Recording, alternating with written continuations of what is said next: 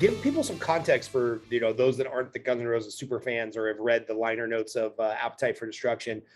When do they kind of all come together? Obviously this is LA in the 80s. What's the time frame? It feels a little like you've got a lot of like suits and ties, and the whole Wall Street thing is going on, and Reaganomics, and basically everything you see in the movie Wall Street. And then it's like, oh, but in LA there's this little pre-grunge hard rock and roll counterculture going on. So give us a little bit of context of what's going on in the 80s, when they get together, and then when the album finally gets recorded. Appetite Yeah, for so it's a great question. So musically at the time, you basically had three things going on. You had the punk rock movement. So we're talking 1984, 1985. Okay, so you had punk rock, you had hair metal, you had classic, what was already called classic rock at that point, and you had, you had not you had new wave, right? So you had new wave, you had punk, you had hair metal, and you had classic rock, right? And they were all competing for airtime on these niche radio stations that had cropped up that became very siloed. That's how they knew they could make their money, by associating with one genre and just getting advertisements. Like, that model was new. And so everything got siloed. There wasn't a lot of crossover. There wasn't a lot of exposure of other genres because they had to stick to that one thing, right? So Yeah. KLOS, KMET, KROQ, they had their swim lanes, and then there were other ones that just played the Police, and they played I English cannot Beat and tell you. Elvis Costello, right? I remember in the 80s, if you were growing up listening to K-Rock, it was Oingo Boingo, Pet Shop Boys, it was all the new wave stuff. And then if you listen to KLOS, it was kind of Eric Clapton and that classic rock from the 70s. Maybe they would throw a Beatles song in there once in a while, though that had to be on K-Earth. But if you were a rock and roll person, you listened to KNAC 105.5 or 105.9. And every night at 9 o'clock, they would have mandatory Metallica. So as soon Yeah. as my parents started going to bed before me, I could stay up till 9 and listen to mandatory Metallica. And they played Guns N' Roses on repeat, basically. And yeah, you're right. I can clearly remember what you just said, that like, oh, I got to tune to this station if I want this kind of music. And then my dad was a KLOS guy and my mom was a K-Earth guy, and I was always fighting them to let me turn on K-Rock or KNAC, because I either wanted to listen to the cool electronic new wavy soundy shit, or I wanted to hear what was effectively Guns N' Roses and Metallica on replay on KNAC. That's right. So that actually, so those kind of silos of genres, that's what was going on the Sunset Strip as well. And what it turned into be was a turf war. And the metal guys and the punk guys were literally fighting it out to claim their stake on the strip in clubs like the Whiskey, the Roxy, the Rainbow Bar and Grill, even the Troubadour, right?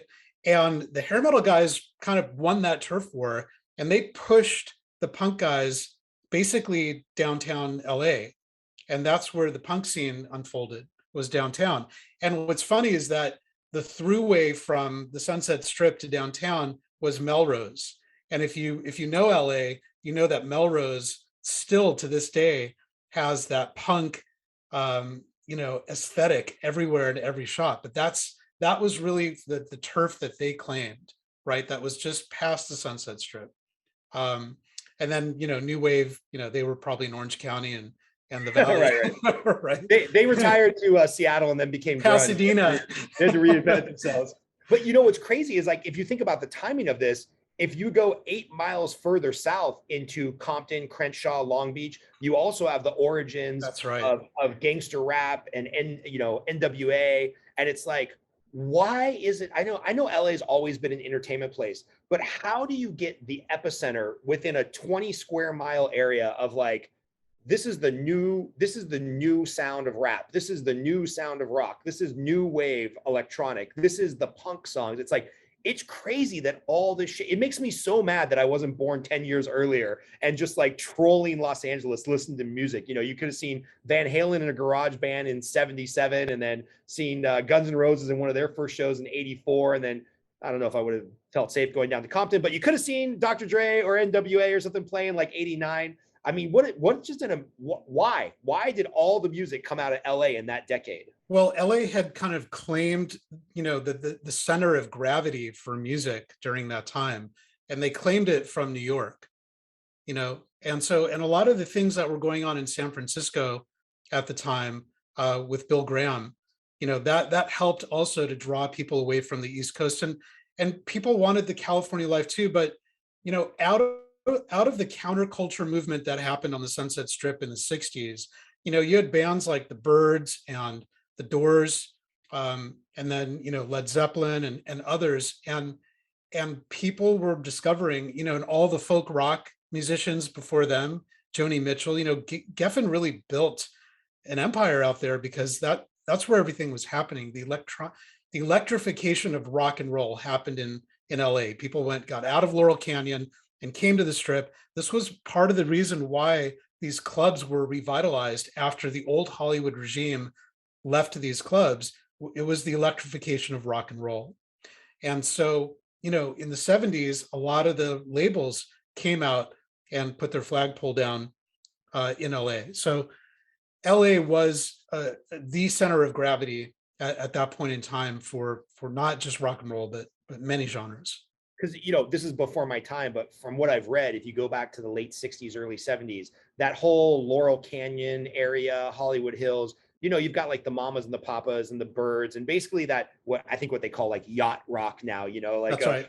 the slow melodic songs of the 60s and 70s, maybe not quite Creedence Clearwater Revival, but that stuff that's going to be on the Forrest Gump soundtrack or whatever. It seemed to all come from those Hollywood Hills and Laurel Canyon area. But and maybe I'm just recency bias because I love rock and roll so much more. I don't remember my parents talking about that being like the epicenter of music, and everybody was trying to get up to Laurel Canyon to see the Byrds or the Mamas and Papas. It's like, they were kind of just hanging out there smoking cheap weed and making good records. But then something happens with rock and roll in the 80s, and maybe it is the electrification of the guitar and a more hard sound, where it's just like, now Friday night I'm going to the Sunset Strip to like raise some hell. I mean, it's crazy how that changed. Yeah. So what happened was that the stakes got higher. The record labels saw how much more consumers were spending on music, and they saw this as a multi-billion-dollar industry that was, on the steep up curve, right? So the stakes got higher, the money got bigger, a lot more players came on, and making it took on a new definition. So, if you go back to the 60s and 70s, I don't think there was as much of a drive to make it and live the dream. They were doing their music, and as you said, they had their following. If they made a record, great. They just wanted to be great artists. That changed in the 80s, and the focus became, I want to make it, right? Yeah. And so the stakes were higher. So the whole game up leveled at that point. Yeah, it really is, kind of that consumerism, Reagan economics, the Wall Street that I mentioned before, that starts to dovetail even into the creative endeavor of music. And it's like, wait a minute, I can make rock and roll and be a millionaire and drive a Ferrari. Pretty crazy time.